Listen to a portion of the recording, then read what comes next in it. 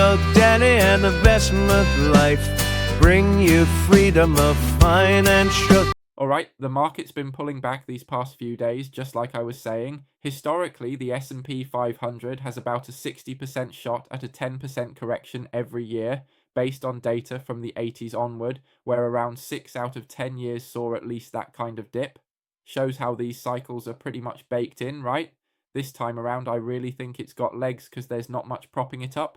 Sure, all that geopolitical drama, like stuff in the Middle East or Ukraine, has been messing with sentiment, but even back in August, before things heated up, the market was already looking kinda sluggish, with low volume and volatility creeping up. Then bam, it bounces just because the fighting pauses. Nah, that feels like a weak excuse, especially when the economy's starting to show some cracks. Inflation's cooling off a bit, but growth is slowing, and consumer confidence has been tanking for 3 months straight. Take unemployment, for example. The November numbers aren't out yet, but the Chicago Fed's October estimate puts it at 4.4%. Part of that's AI gobbling up jobs, like automation tools kicking assembly line workers to the curb in manufacturing, wiping out blue-collar gigs. Estimates say over 78,000 AI-related layoffs in the first half of 2025 alone, hitting tech and retail hardest.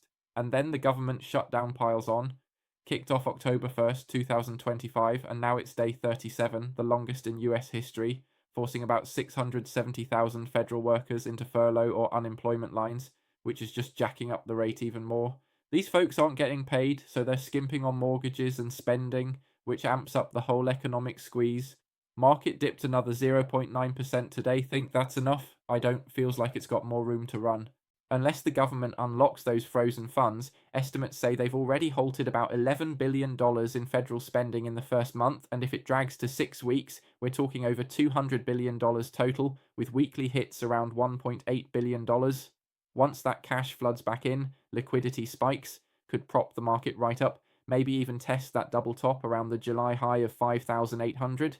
History shows S&P bounces about 1 to 2% on average after shutdowns end. No clue when the government's going to reopen though. Congress is in a total standoff, Dems and GOP butting heads on immigration and the debt ceiling. So yeah, don't rush any trades right now. Just sit tight, keep an eye on things. I'd track the VIX fear gauge daily. It's hovering around 19.5, closing in on 20. And the 10-year Treasury yield, sitting at about 4.07%, drop below 4%, and that might scream buy signal. Now, this AI boom, way more solid than the dot-com bubble back in the day. It's got real business chops, not just hype. Like OpenAI's GPT stuff is getting snapped up by companies for automating customer service, with 2025 revenues projected over $20 billion. Grok's model from xAI is in the mix too, geared towards science and engineering APIs, and outfits like them are selling custom models that actually rake in cash, like Anthropic's Claude teaming up with Amazon for hundreds of millions in subs. Tons of firms are building new features on top, say in legal, where AI is handling initial doc reviews, no more humans poring over every contract clause, cutting approval from weeks to hours, or in procurement, AI is running supply chains, forecasting inventory, even scheduling shifts. What used to be all manual is now 80% automated. Walmart's a prime example. Their AI logistics tweaks are set to save billions in 2025.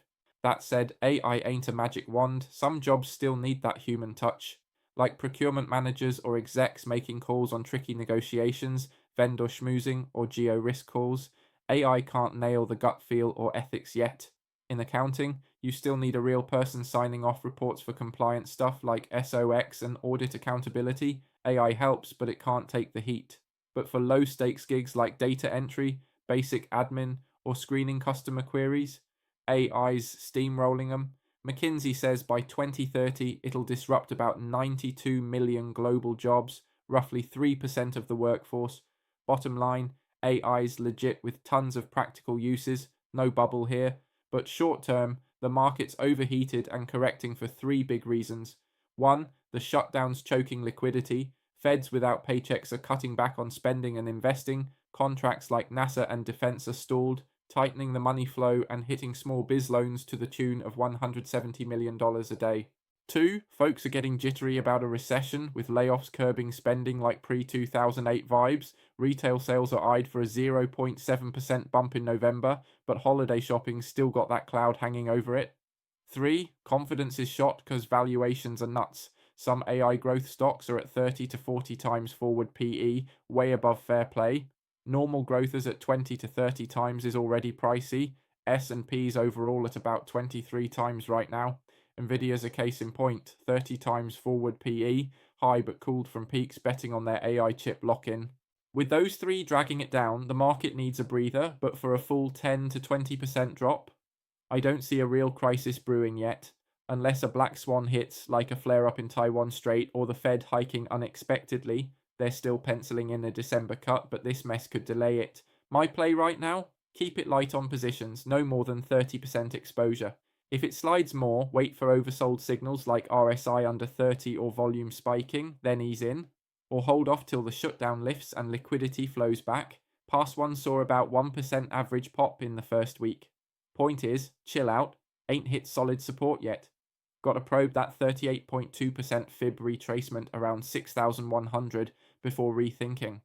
This setup lets you dodge the noise and snag the AI long game wins, like loading up on NVIDIA and their supply chain crew. Their GPU hunger from AI training's exploding, with 30% plus CAGR over the next 5 years. Spread it to AMD or TSMC for balance, and the whole AI sector's eyed to hit $800 billion by 2030.